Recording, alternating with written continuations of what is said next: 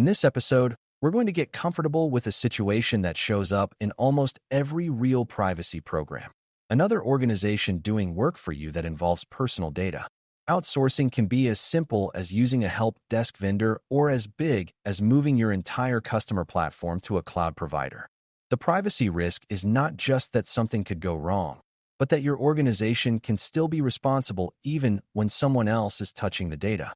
That can feel unfair at first, but it is also the reason privacy management has to be deliberate about contracts, expectations, and oversight. So the goal today is to learn how to assess outsourcing risks in a way that is practical and repeatable. By the end, you should be able to explain what processing obligations are, why contracts matter beyond legal formality, and how cross-border transfer constraints can quietly change what is allowed, what is risky, and what must be proven. Before we continue, a quick note. This audio course is a companion to our course companion books. The first book is about the exam and provides detailed information on how to pass it best. The second book is a Kindle-only ebook that contains 1,000 flashcards that can be used on your mobile device or Kindle. Check them both out at CIPM in the Bare Metal Study Guide series. A helpful starting point is to separate the idea of outsourcing from the idea of accountability, because many beginners mix them up. Outsourcing is about who performs an activity, like storing data, sending emails, analyzing behavior, or verifying identities. Accountability is about who remains on the hook for meeting privacy obligations, like honoring rights requests, keeping data secure, and using the data only for a permitted purpose. In most privacy frameworks and laws, the organization deciding why and how data is used carries primary responsibility, even if a vendor performs the work. That means you cannot outsource the obligation to be careful, to be transparent, or to protect people. You can outsource tasks, but you keep the duty to manage the risk. Once you accept that idea, vendor risk assessment stops feeling like paperwork and starts feeling like basic safety planning for the business. To make this concrete, think about what changes when you hand data to a third party. The data is now accessible in more places, by more people, through more systems, and often for longer than you originally planned. The vendor may use subcontractors, which adds more hands and more systems again. Logs, backups, support tickets, and analytics can all create new copies of the data that your organization does not directly see. When something goes wrong, you may not control the investigation timeline, you may not control the evidence, and you may not control the communications. Even if the vendor is honest and capable, your visibility is reduced. Privacy management is largely about reducing uncertainty. So anything that reduces visibility increases risk unless you create a different mechanism to restore visibility, such as contractual requirements, audit rights, reporting obligations, and clear technical boundaries. Now let's unpack processing obligations, because that phrase sounds abstract until you translate it into everyday expectations. Processing obligations are the rules and duties that apply when personal data is collected, used, stored, shared, or deleted. Some obligations are legal, like using data fairly and only for legitimate purposes, keeping it secure, and not holding it forever. Some are operational, like responding to access requests within a deadline, keeping records of what data you have, and documenting why you share it. When you outsource, you need the vendor's work to support your ability to meet those obligations. If your contract or operational setup makes it impossible for you to delete data, restrict use, or investigate a breach, then the outsourcing decision has created a compliance problem. So the vendor relationship must be designed so that your obligations are still achievable in real life, not just in theory. A classic misunderstanding is believing that a contract magically ensures good behavior, as if the words on paper physically protect the data. Contracts do not prevent mistakes by themselves, but they create enforceable expectations that shape how the vendor designs and runs its services. A well-written privacy contract turns your requirements into ongoing duties. Use limits, security practices, incident reporting, support for rights requests, and deletion timelines. It also creates consequences for failing those duties, which helps prioritize privacy internally at the vendor. Just as importantly, a contract forces clarity about roles, because many disputes start with someone saying, "We thought you were doing that." Privacy management likes unambiguous responsibility because ambiguity is where incidents grow. So you should treat contracts as an operational tool that must match reality, not as a checkbox that proves responsibility was handed off. Before you can assess outsourcing risk, you need a simple mental model of who is doing what with the data. One useful way to think is, your organization decides the purpose, the vendor executes a service, and the contract sets the boundaries. The boundaries include what data is allowed, what the vendor can do with it, who can access it, and how long it can persist. The risk assessment then asks whether those boundaries actually reduce risk to an acceptable level.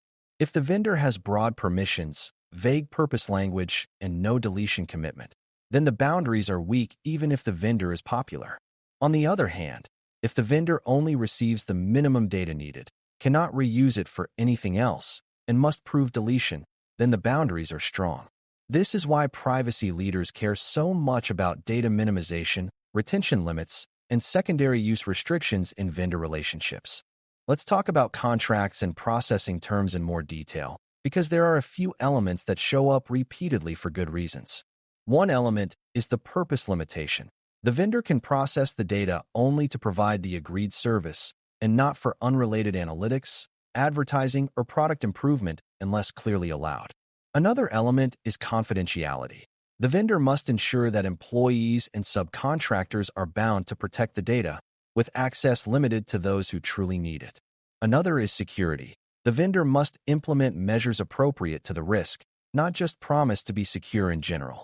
You also need incident response terms that specify how quickly the vendor must notify you, what details must be included, and how cooperation will work. Finally, you need end-of-service requirements, return or deletion of data, including backups where feasible, plus evidence or attestation of completion. These are the kinds of terms that keep your processing obligations possible when the work is outside your walls. Subcontractors are a big deal in outsourcing risk, even though beginners often forget them. A vendor might use another company for hosting, customer support, payment processing, or specialized analytics. Each subcontractor potentially becomes another recipient of personal data, and each adds a new set of risks and legal constraints. A strong contract usually requires the vendor to disclose subprocessors, obtain approval before adding new ones, and flow down the same privacy obligations to them. You also want the vendor to remain fully responsible for its subprocessors, because otherwise you end up chasing multiple parties when something goes wrong. This matters because the privacy impact of subcontractors is not only security, but also transfer constraints, because a subcontractor could be in a different country or region. So, subprocessors are where operational reality and cross-border compliance often collide. Now we get to transfer constraints, which is where a lot of organizations feel confident until they realize how complicated data location can be. A transfer constraint is any legal or policy rule that limits moving personal data across borders or making it accessible from another country.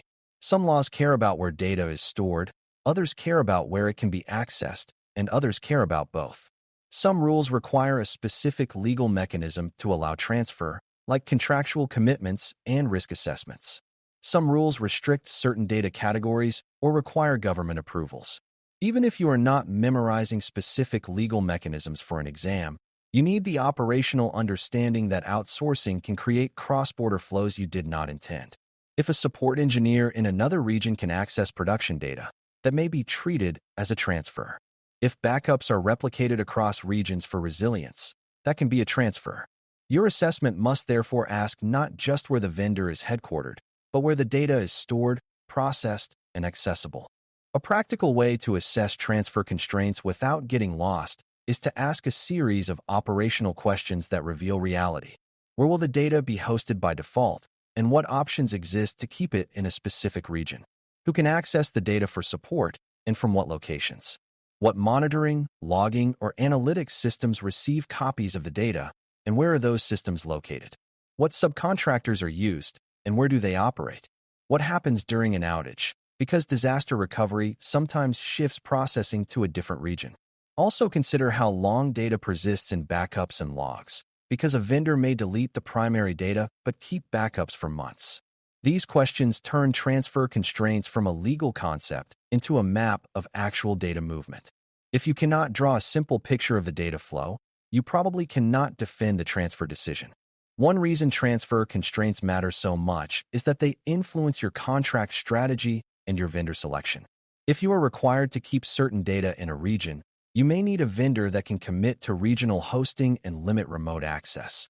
If you must apply specific safeguards for cross-border transfer, you need a vendor willing to sign and follow those safeguards and provide evidence. If the vendor's service model depends on global support and centralized analytics, your constraints might make that vendor a poor fit. This is where privacy management becomes a business partner rather than an obstacle, because you help the organization avoid choosing a vendor that will create delays, rework, or a future compliance crisis. You can also help product teams understand that transfer constraints are not a surprise tax, but a design consideration like reliability or cost. When you handle this early, you prevent last-minute panic during procurement or rollout. Another core risk in outsourcing is loss of control over how data is used, especially when the vendor wants to reuse data. Vendors sometimes request rights to use customer data for service improvement, troubleshooting, benchmarking, or even developing new products.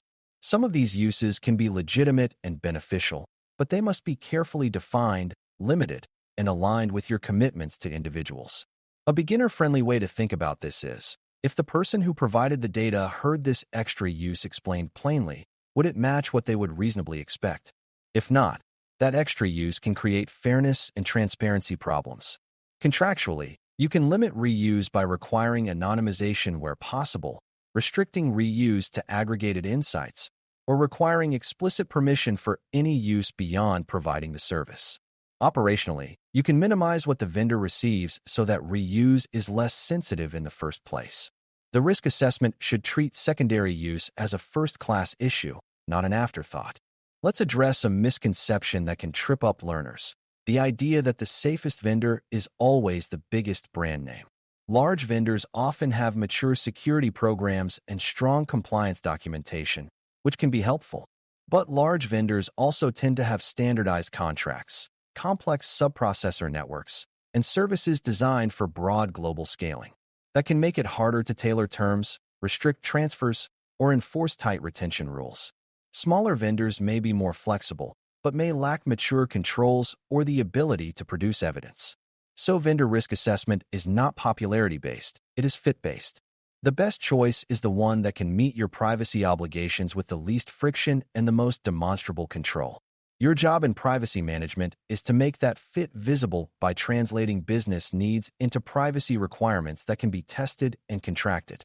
To pull everything together, think of outsourcing risk assessment as 3 overlapping checks: obligations, contracts, and transfers. Obligations ask, can we still meet our privacy duties if this vendor is involved, including rights requests, security expectations, and retention controls? Contracts ask, have we put enforceable boundaries in place, with clear limits, reporting, oversight, and consequences? Transfers ask, does the vendor relationship create cross-border data movement or access? And if so, can we lawfully and safely support it? These checks are not separate departments of work, because they influence each other. If transfers are constrained, your contract must include specific commitments. If obligations include deletion, your contract must require deletion and your vendor must have a technical ability to do it. If the vendor cannot provide evidence, you may be unable to prove compliance even if everything is technically fine.